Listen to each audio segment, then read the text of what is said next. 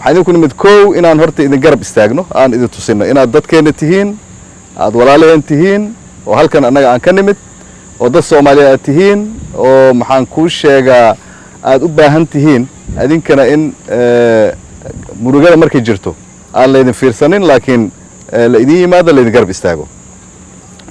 waxaa kaloo aan u nimid waad ogtihiin fatahaadii webiga Shabeelle iyo webiyaasha kaleba waxay keeneen dhibaato khaasatan dhibaatada meelaha u keeneen gobolka Hiiraan ugu badnaa iyo gobolada Hirshabeelle khaasatan beledweyne ayaa si ma arkaysaa xoog leh oo dhibaato u soo gaartay meelaha kale dhibaato soo gaartay dawladda iyadoo ma arkaysaa iska jartay jeerankeedii oo dhuunta isqabatay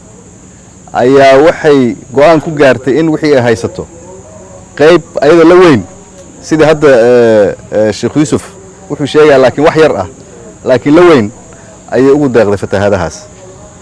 oo ay tiri dadkeena waa inaan ma arkaysaa xusnaa xilliga murugada marka 1 milyan ayaa dawladda waxay tiri waa inaan siinaa fatahaadaha sida u kala daran yihiin meelihii ugu darnaa waxaa la siiyay wax roon oo marka la fiirina aan wax weyn si ahayn aan waxba ka tari karin laakiin idinkana qaybtaas kamid ah ayaan horta aan maanta idin wadnay waxaan rabnaa inaad ugu doontaan taas ma aha ujeedada ugu weyn waxa weeyaan in aan idin tusino inaan idin damqanayno aan idin turayno aan isla joogno aan idin naxayno oo dadkeena aad tihiin talabaadna waxaas ma arkaysaa in idinkana ayadana waa tusaale waxay u tahay wixii aan haysan haddaan wax yar idin ka siino haddii la yiraahdo ayadan inaan idin soo xusuusanay oo aan ku jirno inaan idin soo xusuusan doonana marka hadalka ma rabno inaan badino idinka waxaan rabnaa hadhowtii qof ama laba ama saddex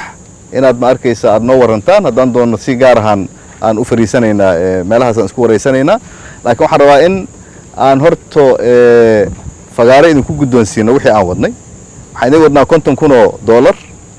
oo jaalaqsi loogu talagalay tani waa hordhac haddii ilaa yiraahdo waxaan rajaynaynaa in dawladda aysan idin loobin doonin hadda kadib oo ma arkaysaa ay soo socoto